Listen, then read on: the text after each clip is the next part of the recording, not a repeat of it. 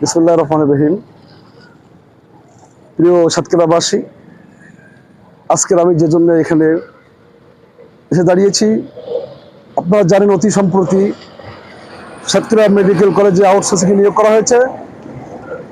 এই নিয়োগ সংক্রান্ত ব্যাপারে আমরা যখন জানতে পারি দীর্ঘদিন যাবৎ আউটসোর্সিং মেডিকেল কলেজের ছেলেরা কাজ করছেন, তাদেরকে না নিয়ে অসৎ উপায়ে অবৈধ টাকা উপার্জন করার জন্য নতুন ছেলেদেরকে নিয়োগ করা হয়েছে।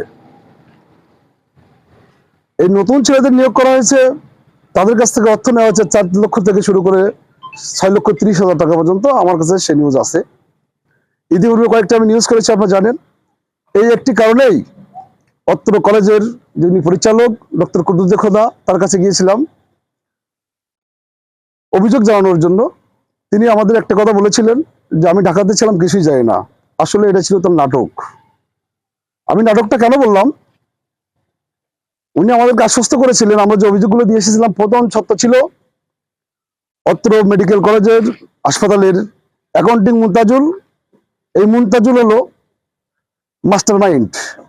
সাতক্ষীরা এখন আসলে সাতক্ষীরা জেলায় একটা মেডিকেল কলেজ হওয়ার কারণে আমরা গর্ববোধ করতাম।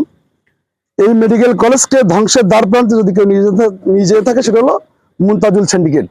আর এই সিন্ডিকেটে আমার যে তথ্য আমি অনুসন্ধান করেছি 5 জন সদস্য আছেন। এই 5 জন সদস্য মিলে এই মেডিকেল কলেজকে মানুষের সেবা তো দিচ্ছেন, ব্যাহত করছেন। সর্বোপরি যে ওষুধগুলো আছে, ক্যালসিয়াম থেকে শুরু করে আমাদের, আমি নিজে স্টকের রোগী ছিলাম, এই স্টকের যে ওষুধগুলো থাকে সেগুলো অন্যত্র আজকে আসলে কালকে নাই, তো নাই। তো আমি অনুসন্ধান করি যে কেন ওষুধগুলো নাই। তো এটা তথ্য উঠে আসে কিছুদিন আগে মুনতাজুলের একটা ভাগ্নে পলাশ, সে ওষুধ চুরি করতে যেয়ে বাড়ি করতে যেয়ে ধরা পড়ছিলেন অত্র মেডিকেল কলেজে যারা পাহাড় আনসার ভাইদের হাতে ধরে ফেলেছিলেন। তার চাকরি তো যায়নি, বরং 3 দিন আগ থেকে আবার চাকরিতে ডিউটি জয়েন করেছিলেন। এই হলো মুনতাজুল বাহিনীর একটা দুষ্ট উদাহরণ দিলাম। আর এখন সাতক্ষীরাবাসী এই মেডিকেল সম্পর্কে যদি কথা বলতে হয়, তখন একটি কথাই বলে যে সাতক্ষীরা মেডিকেল কলেজের অপর নাম হলো জনদুর্ভোগ।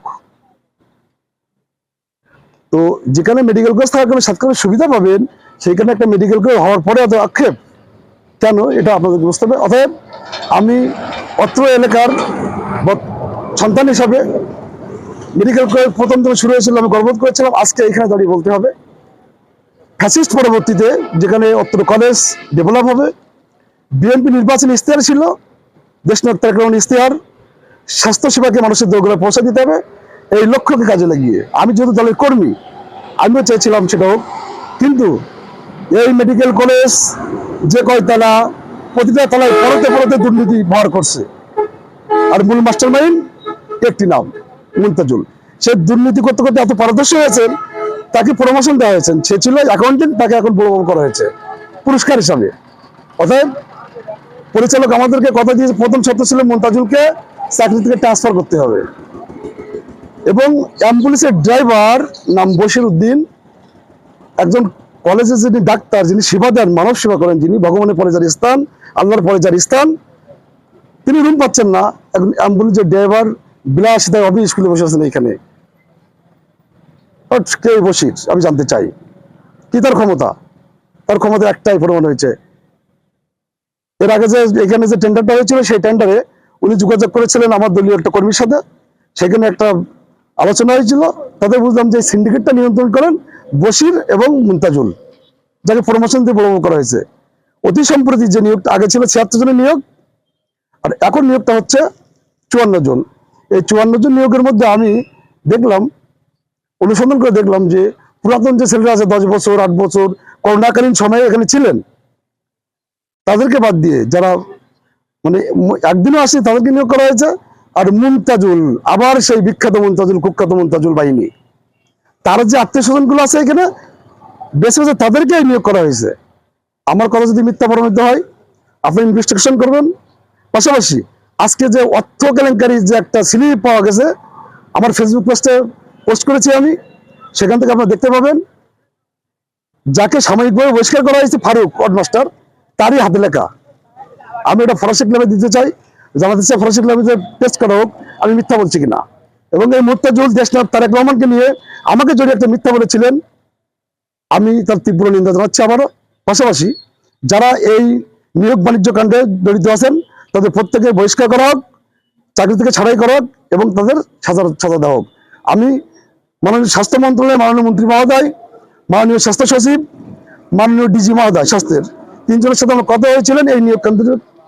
তো আমি তাদেরকে আহ্বান জানাবো, আপনারা একটা তদন্ত টিম গঠন করে এই নিয়োগে তদন্ত করুন এবং নিয়োগ যাতে বন্ধ হয় পুনরায় এবং নিয়োগ দেওয়ার সে ব্যবস্থা করবেন।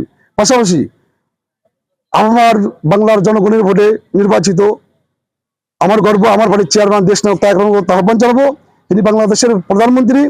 আপনি যে নির্বাচনী ইশতেহার দিয়েছিলেন মানুষের দোরগোড়ায় স্বাস্থ্যসেবা পৌঁছে দেবেন, আপনাকে আহ্বান জানাচ্ছি সাতক্ষীরা মেডিকেলকে আপনি রক্ষা করুন। আমি প্রার্থনা করছি আপনার কাছে দুহাত জোর করে মাননীয় প্রধানমন্ত্রীর কাছে। আমি দলের কর্মী হিসাবে চাই স্বাস্থ্যসেবায় মানুষের দোরগোড়ায় পৌঁছে যাক।